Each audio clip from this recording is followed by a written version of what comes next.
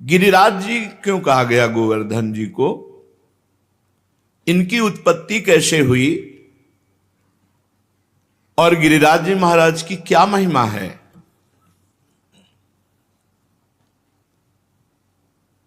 श्री नंद बाबा ने गर्गाचार्य जी को प्रेरित किया महिमा वर्णन करने के लिए। उपनंद आदि बड़े बड़े महापुरुष ये सब बैठ करके गिरिराज महाराज की महिमा सुन रहे हैं। साक्षात परिपूर्णतम भगवान श्री कृष्णचंद्र जो असंख्य ब्रह्मांडों के अधिपति हैं, कर्तुम अकर्तुम अन्यथा कर्तुम सर्व समर्थ हैं। जब पृथ्वी का भार उतारने के लिए स्वयं इस भूतल पर पधारे तो उन जनार्दन ने अपनी प्राण प्रिय प्राण वल्लभा अपनी उपास्य श्री राधा किशोरी से कहा, प्रिय तुम्हें हमारे साथ भूतल में हमारे लिए चलना होगा नवनिवृत्त निकुंज से। किशोरी जी ने कहा, प्राणनाथ आप चलने की बात कैसे सोच सकते हैं? जहां वृंदावन नहीं, जहां यमुना सखी नहीं, जहां गिरिराज गोवर्धन नहीं, वहां मेरा पदार्पण हो ही नहीं सकता।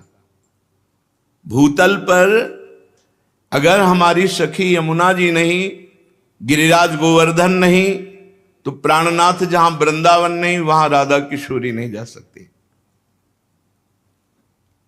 श्री लाडली जी की बात सुनकर हरिजू ने मुस्कुरा दिया और कहा, हमने पहले से व्यवस्था की है। मृत्यु लोक में, भारत भूमि में, माथुर मंडल में अपने को ही 84 कोष भूमि में मैंने विस्तार किया है। ये 84 कोष भूमि श्री कृष्ण स्वरूप है।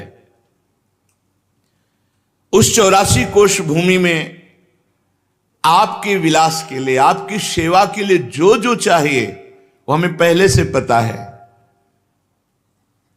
यमुना जी, गोवर्धन, संपूर्ण आपके सुख के लिए वृंदावन की शोभा भूतल पर उतरेगी। नंद बाबा ने पूछा, क्या पहले से गिरिराज जी महाराज ब्रजभूमि में प्रकट हो गए? तो कहा, नहीं, इस शालमली द्वीप के भीतर द्रोणाचल के गर्भ में उत्पन्न हुए थे। जो द्रोणागिरी है उनके पुत्र हैं गोवर्धन जी महाराज, वहां प्रकाशित हुए थे।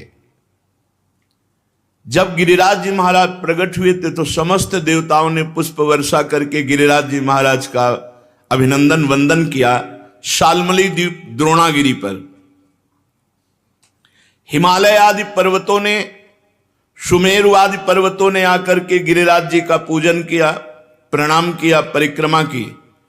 और विधिवत पूजन करने के बाद समस्त पर्वतों ने हाथ जोड़कर गोवर्धन जी की स्तुति प्रारंभ की। त्वं साक्षात् कृष्णचंदस्य परिपूर्णतमस्य च गोलोके गोगणैर्युक्ते गोपी गोपाल संयुते त्वं हि गोवर्धनो नाम वृंदारण्ये विराजसे त्वन्नो गिरीणां सर्वेषां गिरिराजोऽसि साम्प्रतं नमो वृंदावनांकाय तुभ्यं गोलोकमौलिने पूर्ण ब्रह्म तपत्राय नमो गोवर्धनाय च। समस्त सुमेर, हिमालय आदि बड़े बड़े पर्वतों ने गिरिराज महाराज की स्तुति की। हे गिरिराज, तुम साक्षात परिपूर्णतम भगवान श्री कृष्ण का स्वरूप हो। भगवान श्री कृष्ण की प्राण प्यारी गौओं का समुदाय, गोपाल, गोप सुंदरी गोपियों का समुदाय, ये सब आपकी तलहटी में आनंद प्राप्त करेगा। तुम्हारा नाम गोवर्धन है, तुम वृंदावन में नित्य विराजोगे। इस समय हम समस्त पर्वतराज आपको गिरिराज पदवी प्रदान करते हैं। द्रोणागिरी की गोद में प्रकट हुए गोवर्धन महाराज को गिरिराज पदवी प्रदान की समस्त विश्व के महान महान पर्वतों ने। वृंदावन सच्चिदानंदमय है, गोवर्धन भगवान द्रोणागिरी में विराजमान है। समस्त देवता गिरिराज सुमेरु आदि स्तुति करके गोवर्धन जी महाराज को प्रणाम करके परिक्रमा करके सब अपने अपने स्थान को गए। उसी समय महिमा सुन करके कि द्रोणागिरी पे गोवर्धन जी महाराज प्रकट हुए हैं, बड़े ही तप के धनी पुलस्त ऋषि कौतुकवश दर्शन करने के लिए गिरिराज जी द्रोणागिरी पर पहुंचे। देखा द्रोणाचल की गोद में गौर श्याम वर्ण, गिरिराज जी के शिलाओं में आभा प्रकट होती गौर श्याम। एकाग्रता पूर्वक जब गिरिराज जी की परिक्रमा करो, दूर से देखो तो कुछ शिला में गौर रंग, कुछ शिला में श्याम रंग आपको दिखाई देगा। गोवर्धन भगवान ऐसे माधवी मालती सुंदर सुंदर लताएं गुफाएं, बड़े सुंदर वृक्ष जो मीठे फलों के भार से सुंदर सुंदर सरोवर कुंड झरने, महाराज देखते ही पुलस्त ऋषि लुट गए। ये तो महान तपस्या करने की स्थली है, इनकी कंदराओं में तो बहुत आनंद आएगा ध्यान करने में भगवान का। सैकड़ों शिखर गिरिराज जी महाराज के रत्नमय, विविध रंग बिरंगे धातु, विविध शोभा पुष्पों की, नाना प्रकार के पक्षी खग कोलाहल कर रहे, झरने गिर रहे, मृग और बहुत से बंदर, मयूर, केकिका ध्वनि, बड़ा आनंद गिरिराज महाराज। पुलस्त जी के मन में इच्छा हुई कि ये पर्वत हमारे अधिकार में आना चाहिए, गोवर्धन। द्रोणाचल से कहा, द्रोणागिरी मैं तुम्हें आदेश करता हूं अपने पुत्र का मुझे दान करो। द्रोणागिरी के पुत्र हैं गोवर्धन जी महाराज। तुम पर्वतों के स्वामी हो, तुम्हारा बड़े बड़े ऋषि मुनि तपस्या के द्वारा आदर करते हैं, तुम बड़ी औषधियों के पुंज हो, दिव्य औषधियां तुम में प्रकाशित होती हैं।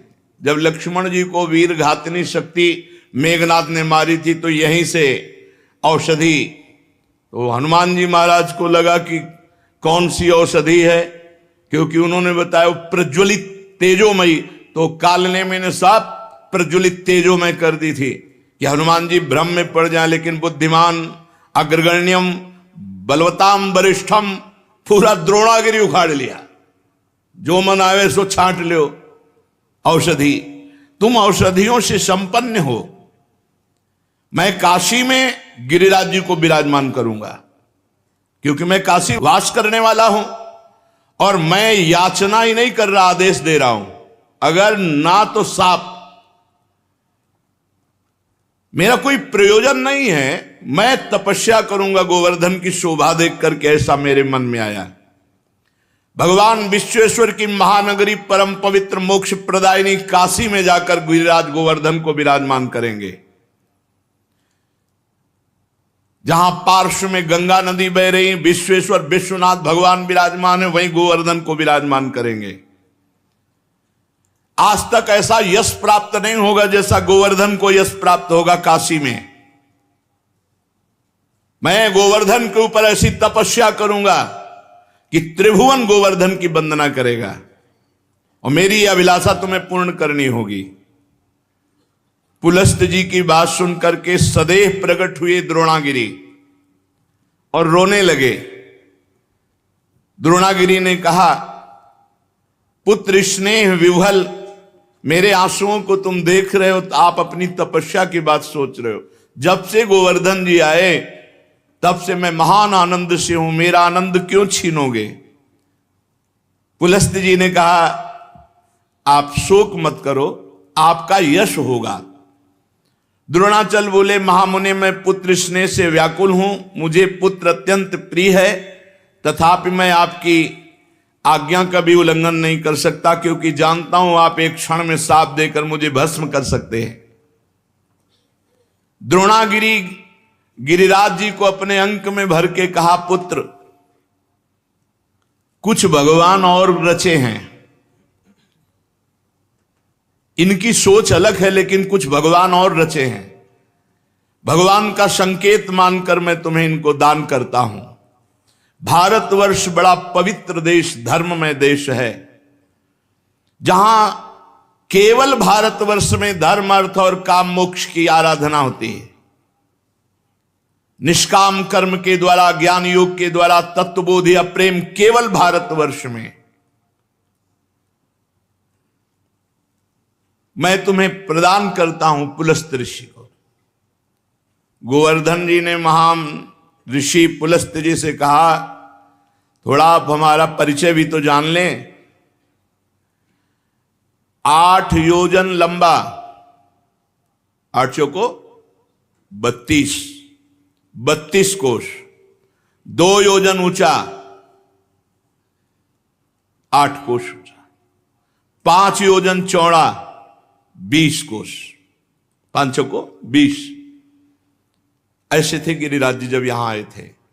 साफ हो गया महाराज का आगे, तो रोज तिल तिल घट रहे हैं। ऐसी दशा में आप देख पाओगे कि मुझे ले जाकर काशी में विराजमान कर दो। पुलस्त जी ने कहा, बेटा मैं पुलस्त हूं, अगर संकल्प करूं तो पूरे भूमंडल को उठा के चल सकता हूं।